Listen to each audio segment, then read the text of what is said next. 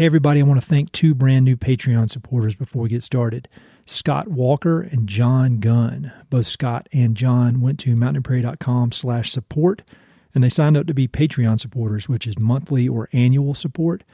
And I really appreciate John and Scott doing that, and I appreciate the long list of everybody who's done that over the years. Another way you can support the podcast is to give it a good review. You don't have to write out a bunch of stuff. Just give it 5 stars on Apple Podcast or Spotify. That really helps the podcast to show up in the algorithm, and it helps it to spread. So thanks so much to everybody who's done either of those.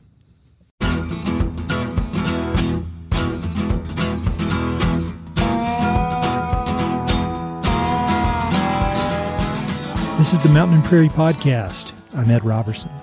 My guest today is Vincent Stanley. Vincent is the director of philosophy at Patagonia, and he holds the honor of being the company's longest-serving employee. He's also an author, poet, and a resident fellow at the Yale Center for Business and the Environment. His most recent book, which he co-authored with Patagonia's founder Yvon Chouinard, is titled The Future of the Responsible Company: What We've Learned from Patagonia's First 50 Years.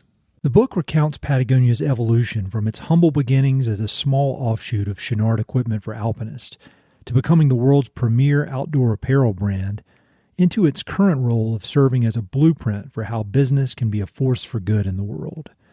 In less than 200 pages, Vincent delves into Patagonia's greatest business challenges, victories, and missteps, and he explains Patagonia's never-ending quest to become more responsible, more thoughtful, and more effective in achieving its mission of saving our home planet.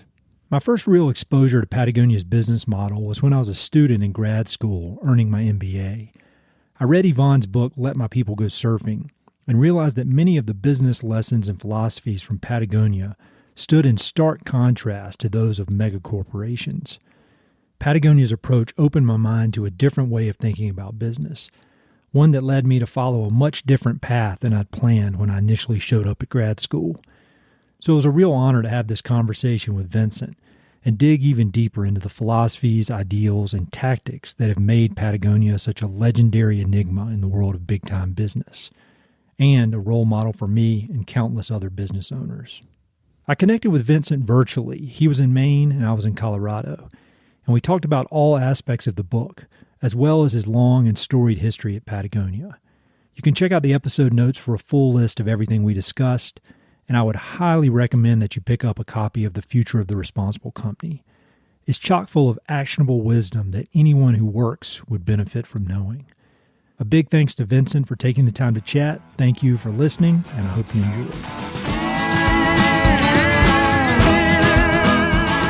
Well, Vincent, I am so happy to be talking with you. As we were just saying before we started recording, I owe you and your teammates at Patagonia a debt of gratitude because you helped to unbrainwash me from a lot of the traditional business education I'd received over the years. But I wanted to start out with a question I know you've gotten a million times, but I think it really sets the foundation for your amazing career. And could you talk about how at age 20 you ended up working at Patagonia? Yeah. Well, first of all, thanks for having me. And second, if you had to unlearn things from your MBA, I started off with not so blissful ignorance. My career was entirely accidental. Yvon Chouinard is my uncle. And so I grew up, I think the first interaction I had with his business, I was 6 years old. He was about 19. And he was expanding his climbing equipment shop in his parents, my grandparents' backyard. And I held the plumb line while he poured the concrete. So that was my first experience. And then when I was 20, I needed a job. I'd grown up in the Bay Area in the 60s, and I'd been involved in some fairly interesting things, including editing a magazine. But the recession hit, and I was working in a car wash in January for about 15 hours a week for about $1 an hour, $1.50 an hour.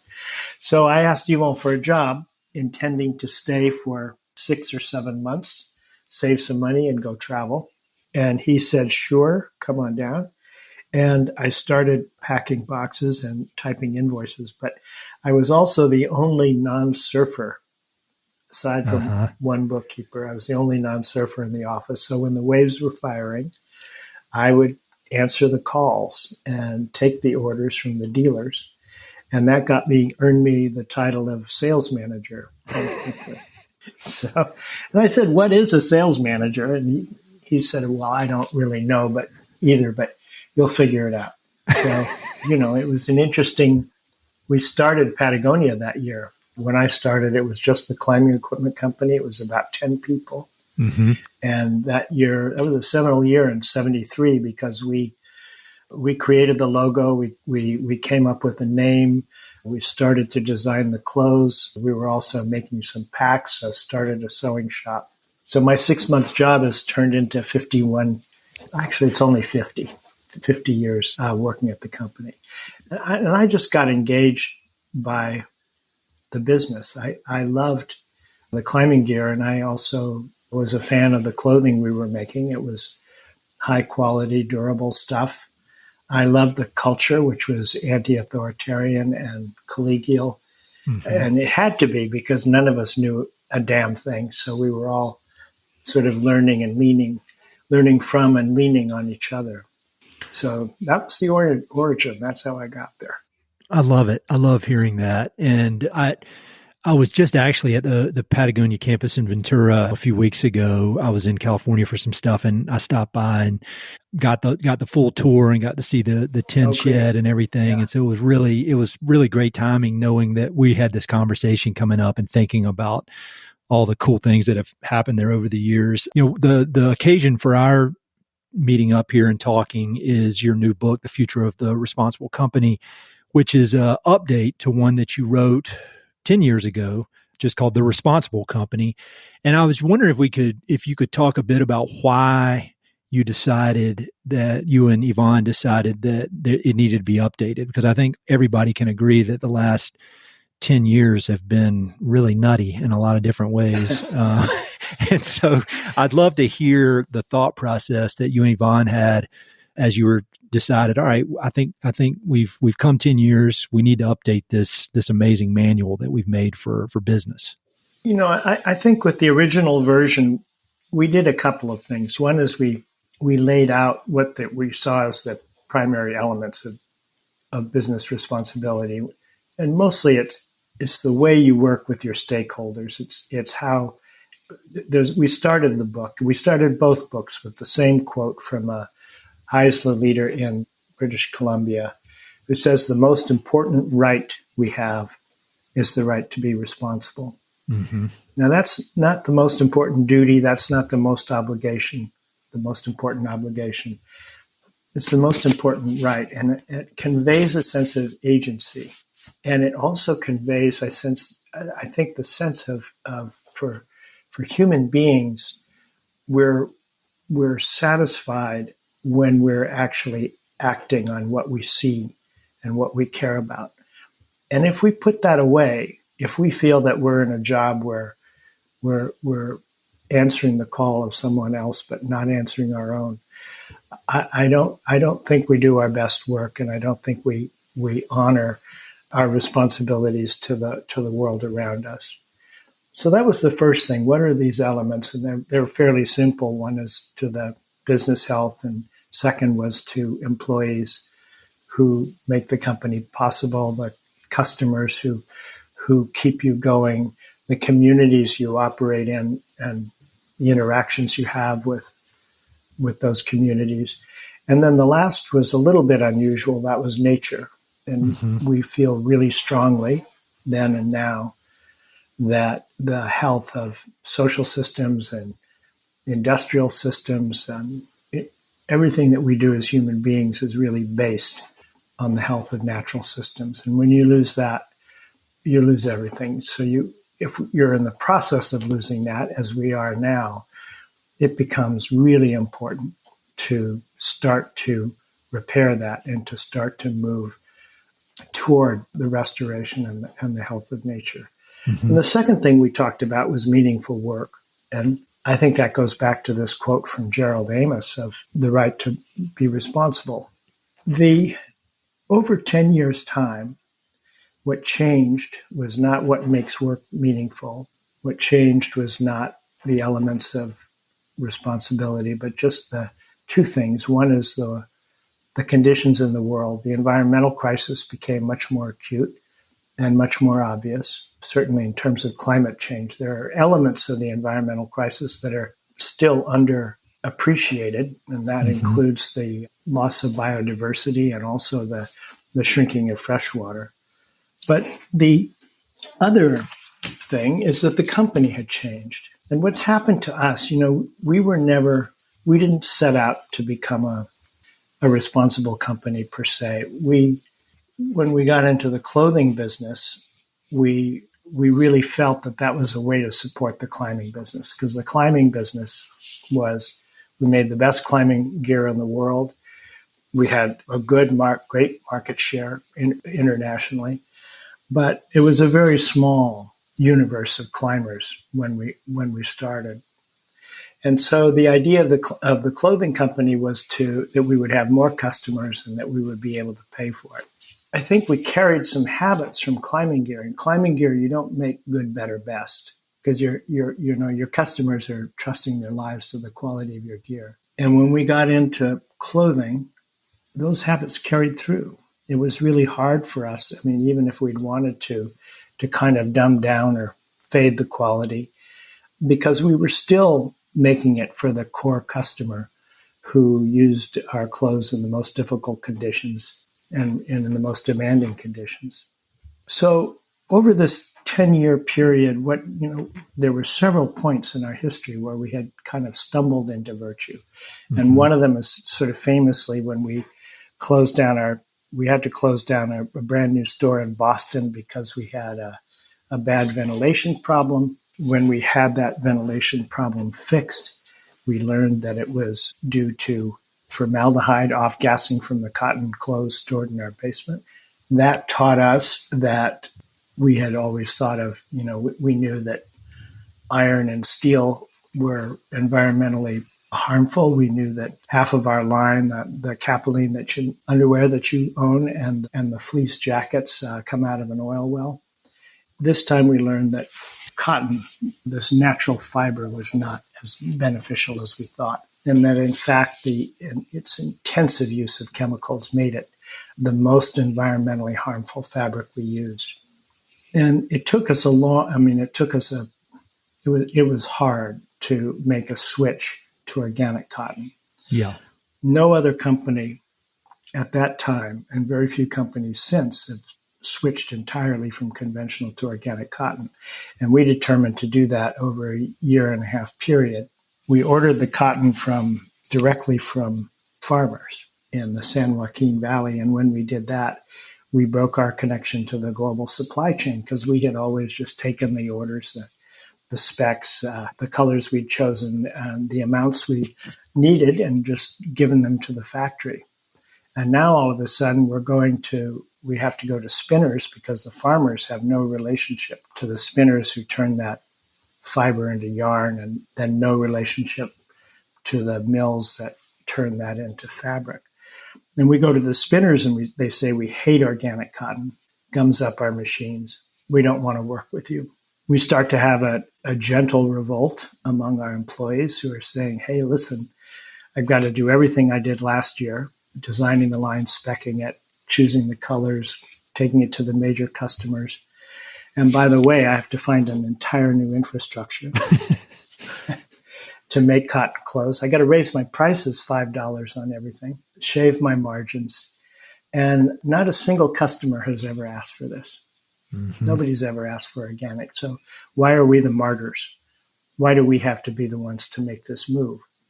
And what we ended up doing is we ended up taking the employees, 40 at a time, in buses to the San Joaquin Valley. We took everybody, accountants, daycare workers, cafeteria staff, in addition to salespeople and production and designers. And the first thing you noticed when the buses got into cotton country was the smell, because the organophosphates that are used to prepare the plants were developed as nerve gases for World War II. Then you notice there were no birds near these fields. And if you got out of the bus and dug your hand into the soil, there wasn't soil, it was dirt. Basically, it's fed chemicals and water to hold the plants mechanically in place. And at the end of the day, we'd take people to an organic field, and you could dig your hand in the dirt and feel the worms that take 5 years to come back after you stop spraying. You could feel vegetation. You could hear the birds around you. It didn't smell like an unventilated factory. And everybody came back and said, okay, this is the right thing to do. So I tell this long story to give you an idea of the kind of the evolution of the company, because what happened is people came back and they said, okay, this is a royal pain, but we're going to make it work. And once we made that work, once we got past the hurdle of cutting the line, losing some margins, raising our prices, but in effect, really learning how to make clothes, because we had to go to work with the spinners and work with the mills to get it right. And we had the same sort of education program with our customers as we had with our employees. We didn't take the customers in buses, but we told them, as we would tell our friend, anybody we regarded as an equal, something that we had learned, something that was important. And we got that across. And so that developed into a desire to take the next step. So the surf team wanted to get rid of neoprene and wetsuits to find an alternative. We started to look at circular models. How do you lengthen the life of a product?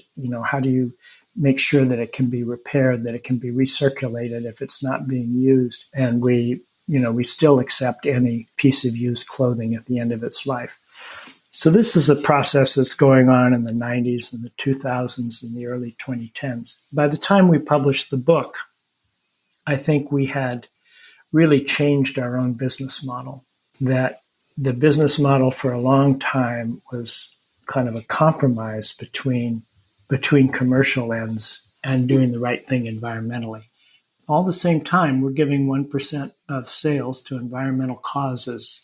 We're devoting a lot of catalog space to talking about wildlife corridors, oceans as wilderness. We're doing all this work. We realize that we are a polluter, and we charge ourselves this 1% earth tax. But the difference is, in the last 10 or 12 years, that I think we learned so much over time about how to do this work that we became much more cooperative internally.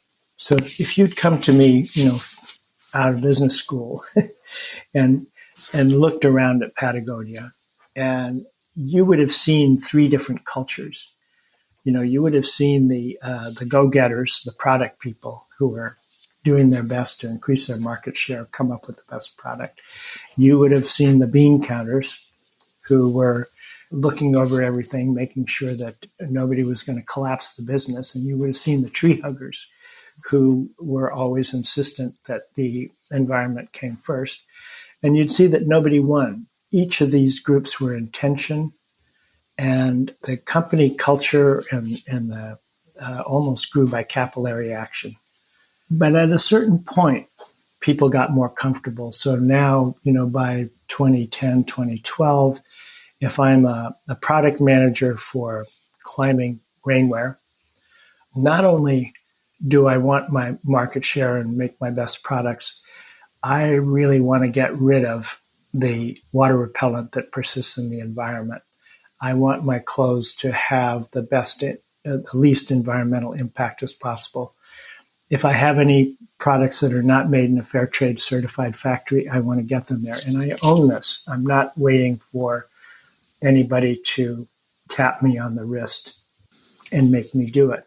Another example, we needed to, I love this. We outgrew our warehouse, and everybody in the U.S. has 2 warehouses, and we didn't. So we're looking in Tennessee and Pennsylvania for an Eastern DC, and the real estate agents are showing us raw farmland and forests.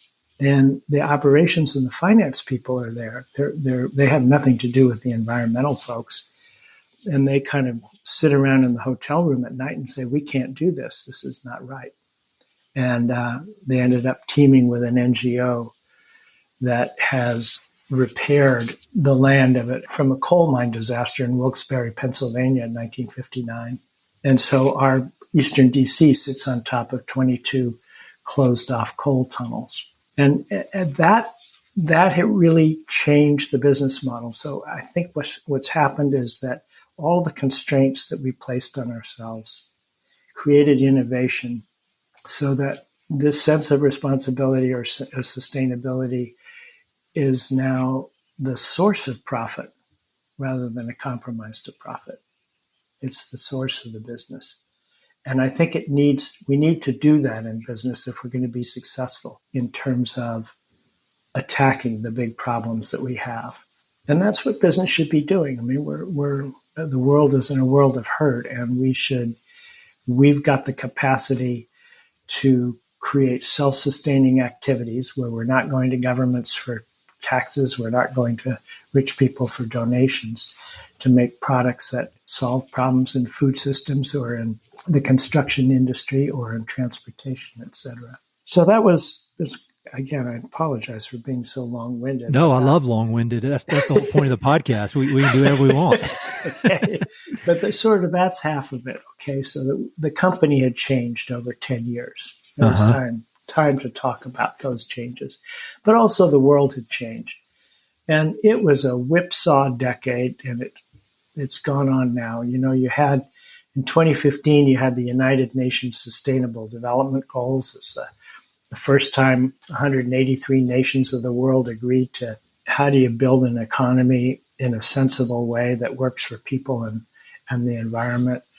You had Laudato Si, this amazing encyclical from Pope Francis, saying, listen, it looks like there are two crises, social and environmental, but really they're one. Mm-hmm. And Mother Earth is the poorest of the poor. And you had a lot going on, and then that was very positive. And then you had Trump, and you had the Syrian war, you had the refugees, and a lot of this comes out of, particularly problems in the Middle East, come out of an environmental degradation that's really extreme. So it was time for a new book, and it was time to look, I think, for Yvon's in his 80s, I'm in my 70s. I think what we wanted to do was to talk along the same themes, but also at the end to say, okay, for young people, we have a chapter called How to Make a Living in the Anthropocene. You know, what are the areas, what are the kinds of work you can do that can really make a difference to help save the planet? And then we talked about the future of the company. The other thing that happened that was really significant for us is a condensation or a clarification of our purpose, that we're in business to save our home planet, and then changing the structure of the company, of creating where the Chouinard's family gave away their stock to a purpose trust that then donates the company's dividends to a nonprofit that distributes it to environmental work. Well, there's a lot over the last 10 years, but there's so much over the course of the company. And one of the things I loved about the book is that you almost treat, not to use business school terminology, but you treat Patagonia as a case study.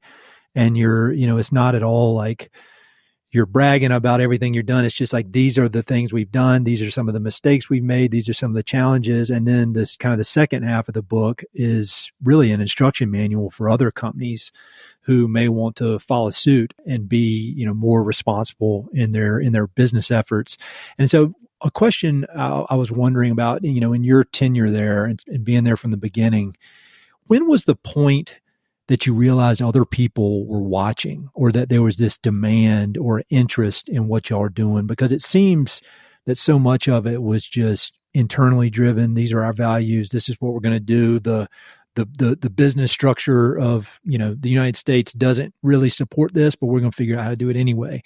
And then at some point you looked around and there was a demand. People were saying, well, how'd they do that? I want to do that. Was that kind of a slow burn, or was there a point when you looked around and you realized, oh, maybe we should be teaching people about the lessons we've learned? I think it was a slow burn. There's a kind of famous incident where Yvon talked about in Let My People Go Surfing, where we had been growing really irresponsibly in a way, growing 30 to 40% a year in the late 80s. And we were on a roll. And I think Yvon, he really wasn't comfortable with the company that he was developing. It was fairly conventional, maybe something that would be a dream for some other entrepreneur, but he just saw himself as not being a part of it. And he went with his CEO at the time to talk to this consultant. Michael Cammey lived on a boat in Florida, had turned around both IBM and Harley Davidson. So that was a good recommendation for us. And so Cammey said, well, why are you in business? And Yvon said, well, I'm in business to give money away because I give away 1% of sales to environmental causes every year. Cammey looked at him and he says, oh, that's bullshit. He says, you could sell your company and create a foundation and give away much more than you're giving away now. So why are you in business? And Yvon thought about it, and he thought, really, I'm in business in order to do business in a different way and prove it can work. And so that kind of preceded having an effect on others. But from about that moment on, maybe it was a singular moment, there was a commitment to become a model. And, and at the same time, we adopted our first purpose statement, which was build the best product, cause no unnecessary harm, use business to inspire and implement solutions to the environmental crisis. That's 1991. And none of it was true, except for building the best product, because we didn't know enough about how, because everything is done in the supply chain, we didn't know enough about what was done in the supply chain to actually reduce the harm we were doing. And we were certainly not yet an example to other companies. But rather than that become just a plaque on the wall that you close the door behind, we really started to inhabit that. And it was the employees who did that. The employees, the middle managers that started to look at that statement. They thought it was kind of cool. And how does that affect my work? How do I make this happen? And so by the time we changed to we're in business to save our home planet 27 years later, I think we pretty much fully inhabited that.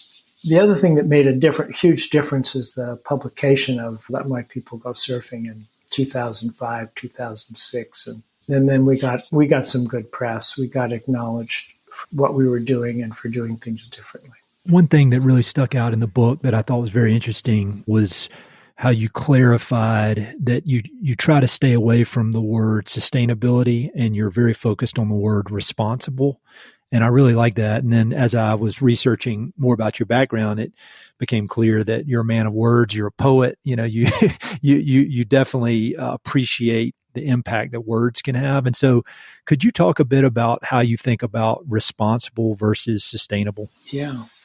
I have a banker friend from Florida who's chartered 2 green banks down there. And he says, the word sustainable, he says, nobody would want a sustainable marriage. I like that. It's not enough. Yeah. And the other thing that bothered us about the word is if companies started to talk about themselves as sustainable, we really felt that there was very little that we were doing that was sustainable. And sustainable means you're giving back as much as you're taking. And we felt that we were still extractive, that most of the things we did to reduce the harm we did was just that. They were ameliorative, but they weren't positively good. And so we shouldn't pretend that we're sustainable when we're not. And we like the word responsible, going back to beginning of our talk, because anybody can be responsible. Being responsible means you notice, you're aware of what you're doing, you're aware of what you care about, and you take action. The interesting thing is the newer word is being used, and it's a dangerous word because it's being adopted by people who use it pretty loosely, but the regenerative. Yes. And we like that word because the implication there is that you are giving back, and especially in nature. And we discovered this in the food business when we could introduce crops that actually built soil. And so the interesting thing is if you really want to achieve sustainability, you first have to be regenerative.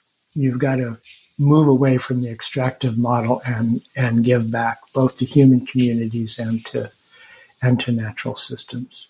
Another thing that stuck out, and I highly recommend the book for anybody who's has any interest in this stuff, because it's easy to read. It's a relatively quick read, and it's actionable and inspirational at the same time. So I really loved it. And again, it would have been nice to have this on the shelf during MBA school. I was telling somebody that when I was in the classroom, and I was in business school in 2007 to 2009, so when the financial crisis was going, and I laughed that I had this image of Yvon Chouinard on one shoulder with "Let My People Go Surfing," and then on the other side the idea of Milton Friedman about shareholder value on the other shoulder, so, whispering into my ears. And I think Yvon, you and Yvon won, but this book is so great. But there's a part in there when you're talking about what you already mentioned earlier, the different parts of being responsible when you talk about customers,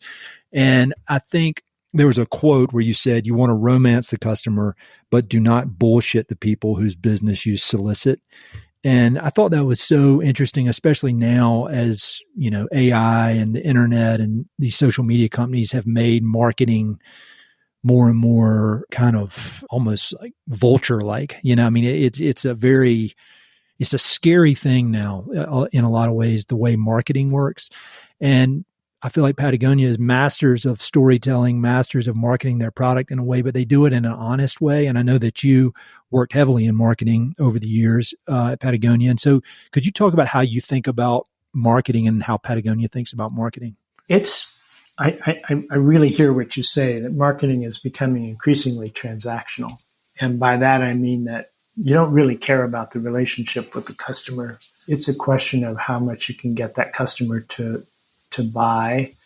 I kind of stop there because that sounds like it's not such a bad thing. But if you manipulate the customer with language and intention to get that customer to buy as much as possible, I don't think it works most of the time. I think people get tired of being treated transactionally. So our marketing really came out of the climbing equipment company, where, you're maybe 3 degrees of separation from your most casual customer. So it was easy to talk to our customers as friends and equals. And the other thing I think that's really important to us is in our environmental work, we actually form relationships with customers and also with the environmental communities and the sport communities where we have stores. So yes, it's been important to be straightforward. It's important we set a journalistic standard for product descriptions years and years ago.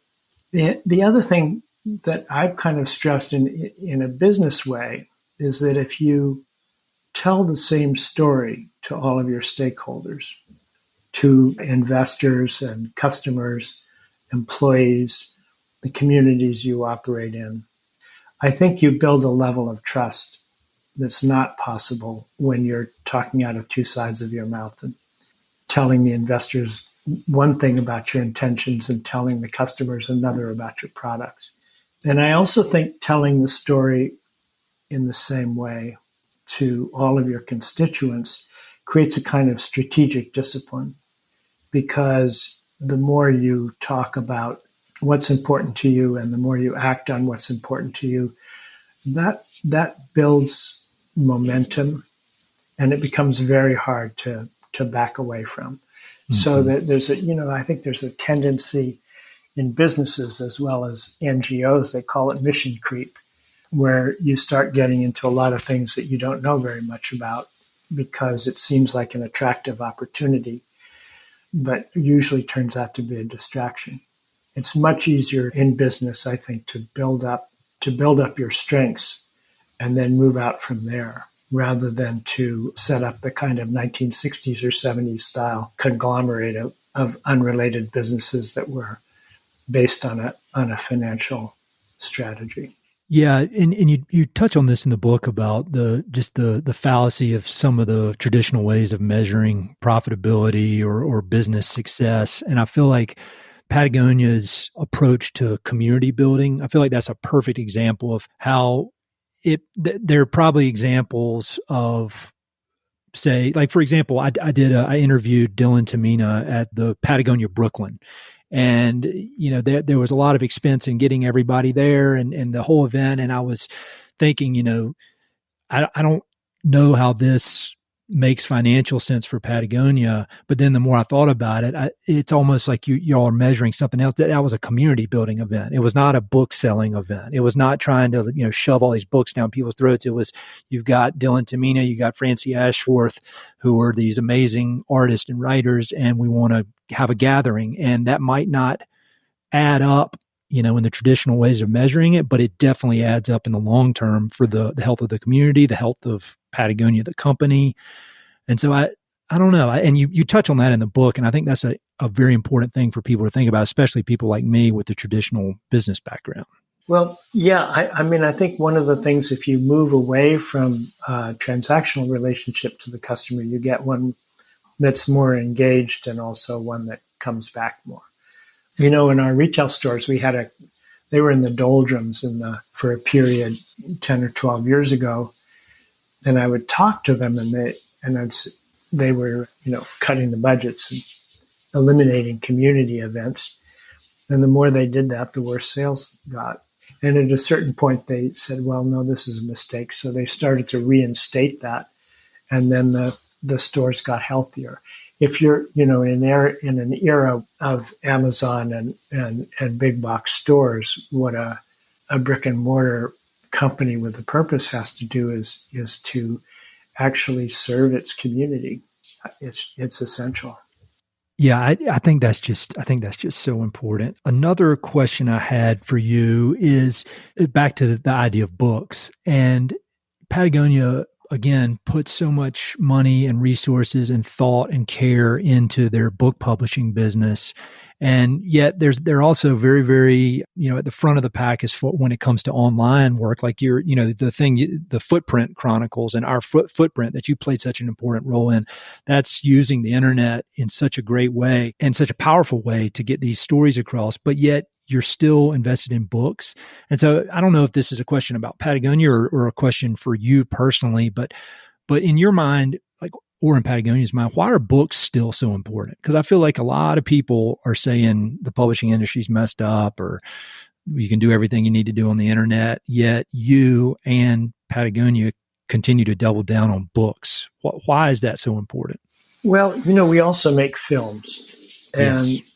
Yeah, and I think one of the things that we're trying to do is to put people in touch with the importance of the natural world as absolutely essential to human experience and also essential to our survival. And you can't really care about the natural world unless you experience it in some way. And for a lot of people, that's direct. They're out there surfing and, you're 10 feet from the shore and you are in it. Or if you're a mountaineer and you're a mile from the road, you are both feeling more self-reliant and more vulnerable at the same time, which is absolutely kind of key to human experience. And the books highlight, because they cover the different sports we serve, which are all self-propelled, non-competitive, and they talk about the environment. And at this point, we're really concentrating, even within the books that we publish on sports, on the environmental connection, which is essential to the continuation of those sports. And we do the films. I remember one of the first feature film we made, Damnation, which I was involved with at the end, and seeing it the first, and there were a lot of complications to get it produced. And I watched it, the premiere in New York on a big screen, and I thought, oh my God, the filmmakers have actually conveyed the sense of what it is to be alive on a river. There would be a lot of people in that theater who hadn't experienced that directly.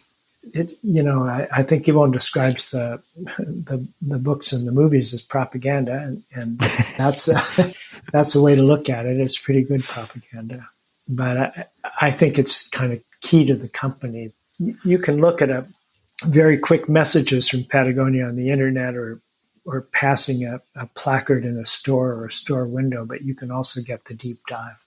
Yeah, well, I go on and on and on about how much I love Patagonia books.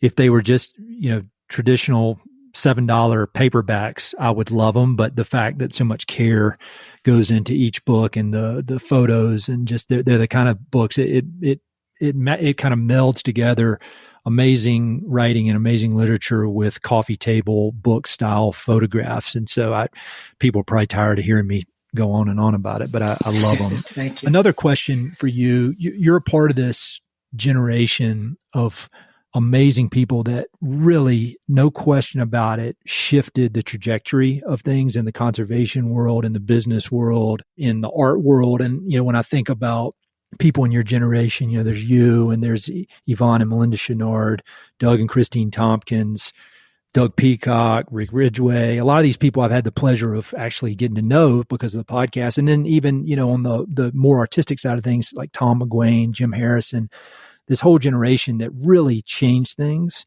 And from where you sit now, and I know you're involved with some work at Yale, and so you're kind of seeing the next generation or generations come up. And I was wondering, what's inspiring you now? Who or what is making you hopeful for the future? Because sometimes if I don't pay attention, I'll start thinking about your generation, and then I get down in the dumps because I'm like, who's gonna take over? But how do you think about that? Well, that's complicated. I think that this generation has a lot going for it. For one thing, it grew up with a vision of the environmental crisis that was actually had some information to it, And I think that actually more than intermediary generations, a lot of them share similar values to the values that my generation had growing up. I remember in the 80s and 90s, young people coming into Patagonia, and they were really focused on career. How do I get a comfortable life as quickly as possible? And, the employees we have now, they're talking social and environmental justice. They're talking about how to make an impact. They're talking about the importance of place. So I work with a group of students at Yale. We have a monthly seminar, and we talk about their graduate students in the divinity and the environmental and the business schools, and some other public health and architecture. And we talk about what are going to be the important issues in your working life, and how are you going to respond. And the aim of the group is they're mostly misfits. I mean, none of the management students are going to go to work straight for Wall Street and finance. They're all looking for ways to make a living that's actually going to help heal the world.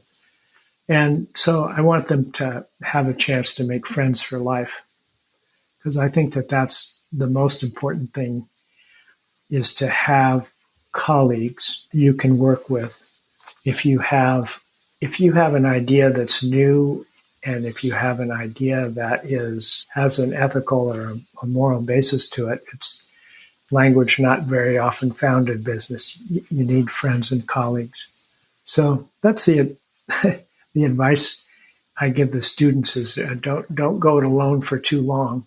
You might learn a lot working for McKinsey for the first couple of years, and you'll probably be happy as a researcher there forever, but don't go into an alien environment expecting not to come out an alien yourself. So. I like that. I like that.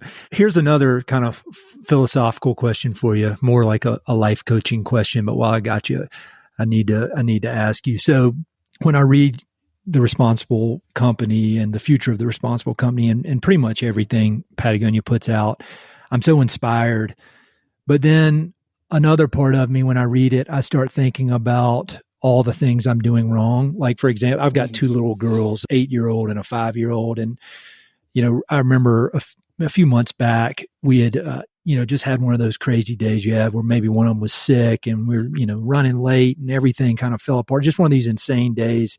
And we go just kind of limping at the end of the day. And we went to the drive-through of Chick-fil-A and got Chick-fil-A and came home.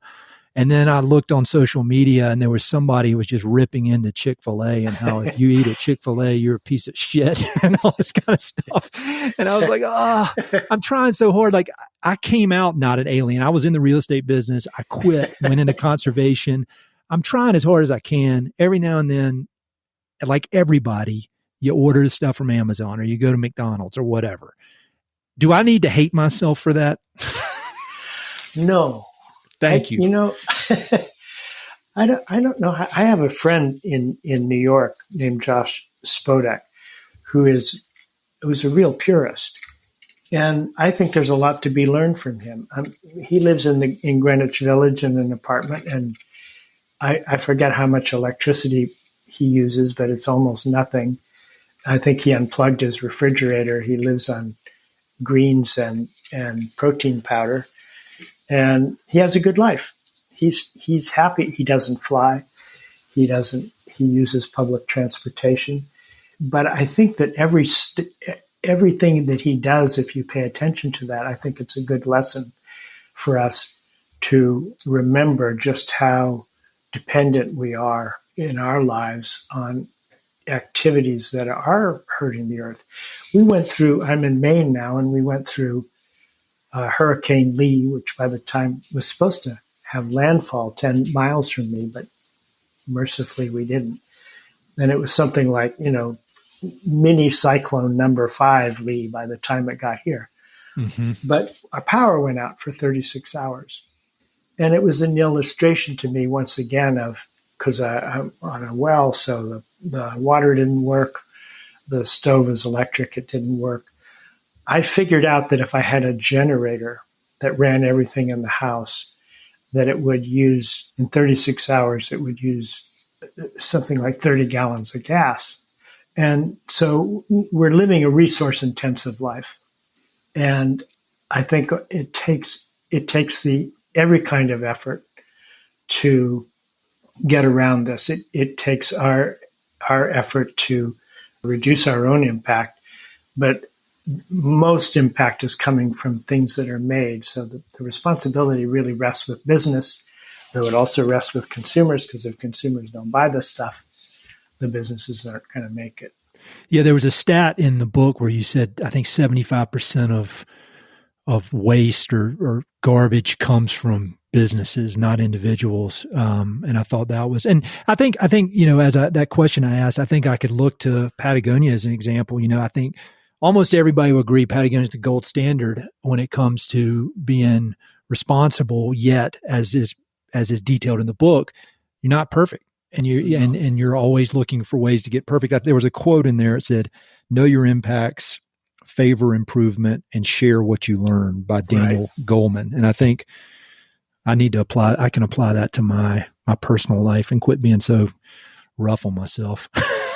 Well, I'll try. The other thing is this is really progressive as you realize things. That's been the trajectory of Patagonia. We went through. I'll give you another example. We went through a process. We know that 97% of our impact is in the supply chain, and the bulk of that is in materials. So how do you get around that? Well, you get to 100% recycled content in your polyester and nylon. So you're not using any virgin oil. You use regenerative organic agriculture to make your natural fibers. Fantastic. Are you done? Nope.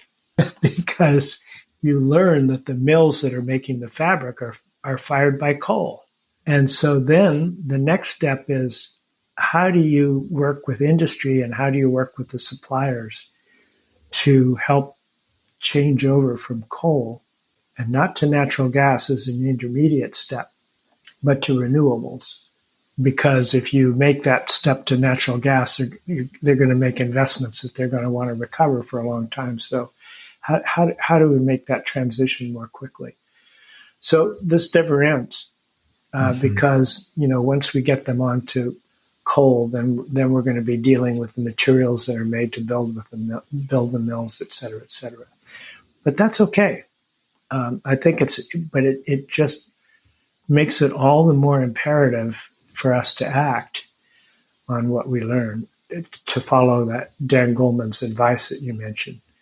You've got to know what you're doing and then favor improvements and then share what you're doing.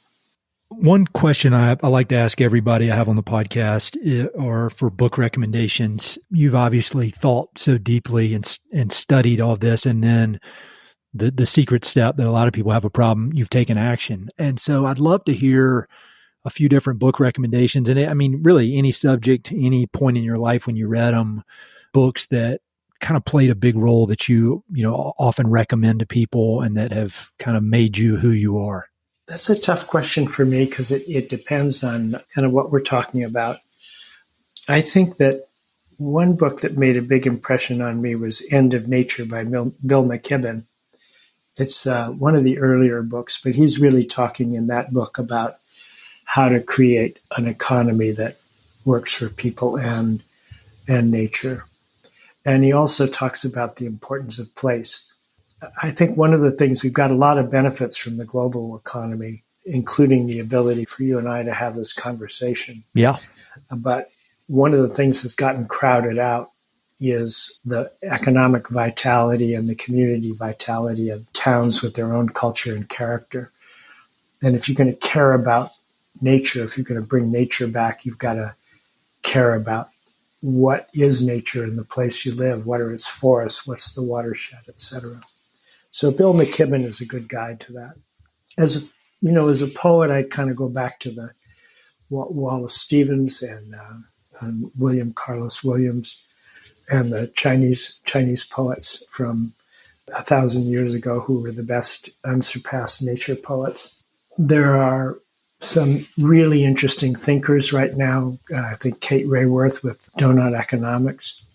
John Fullerton of the Capital Institute has never published a book, but on his website, he's published a number of really important papers on what regenerative capitalism would look like.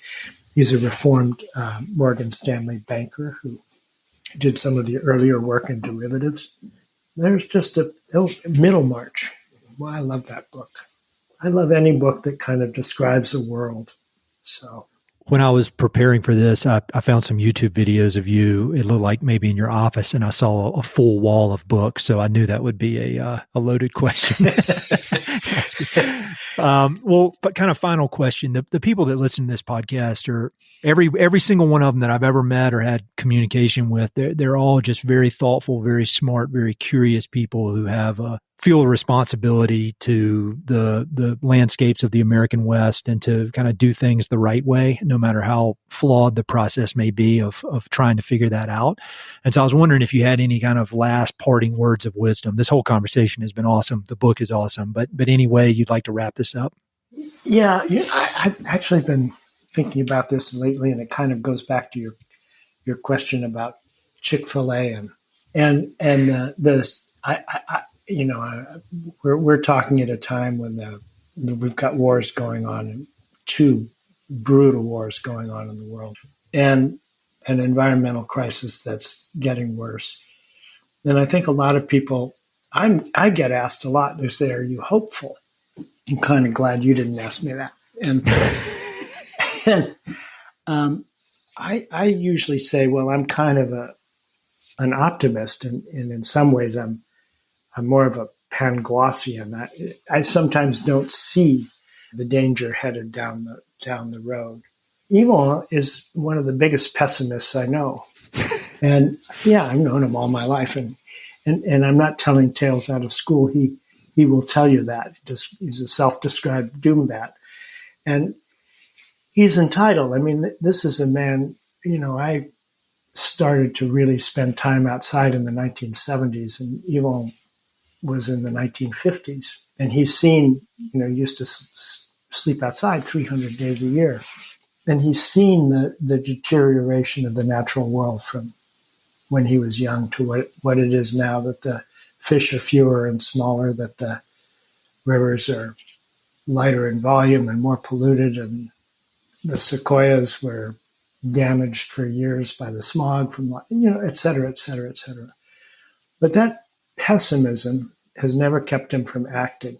Yeah. He responds to what he sees, and he does his best to make a change or to introduce something that will help solve the problem. And that again goes back to this whole sense of agency. I think agency is so much more important than optimism. That what makes us happy is acting on what we see that's important to us, and working with others to bring about more in the world of the things we'd like to see. Well, Vincent, it's really an honor to chat with you. And like I said, I've said before we started recording and throughout this that I owe you and all your teammates at Patagonia a huge debt of gratitude, because you guys got in my brain in a very pivotal moment and helped me see things from a different angle. And I really don't think I'd be doing what I'm doing now without your influence. And so I hope we can meet in person one of these days. But really, thank you for everything you've done. Thanks for writing such a great book. Just please keep up all the important work. Well, thanks for what you're doing. Very much appreciate it. Hey, it's Ed again. Thanks so much for listening to the podcast. I know your time is valuable, so it means the world that you spend it listening. If you want to support the podcast and help it to continue to spread and grow, there are a few ways you can help. Number one, pass it along to a friend or share it on social media. Word of mouth recommendations are the most powerful way for ideas to spread, so I'd love it if you could share the podcast with a few pals who might enjoy it. Number two, you go to Apple Podcasts and give it a 5-star review. Good reviews encourage the Apple overlords to suggest the podcast to others. So there's a link in the notes if you'd be so kind as to give it 5 stars. Number three, you can support the podcast financially via Patreon, and there are exclusive benefits for those who do, including a monthly behind-the-scenes newsletter, Mountain and Prairie stickers, live and recorded video chats with podcast guests, and much more. Number four, I've also got 2 emails that I send out. The first is my weekly email called Good News from the American West, which I send out every Wednesday. It's only positive news, something we can all use a little more of these days. And my other email is my bi-monthly book recommendations email. One email every other month with 5, 6, 7, or 8 books that I've recently read and highly recommend. The thousands of people on both of these lists will vouch for me. No spam or other funny business.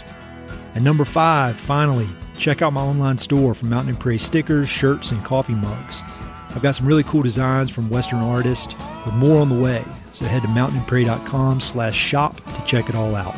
I'd love to connect with you. I'm on Instagram and LinkedIn, so look me up on either of those platforms by my name or through the links on my website. All right, that's it. Thanks so much for your support.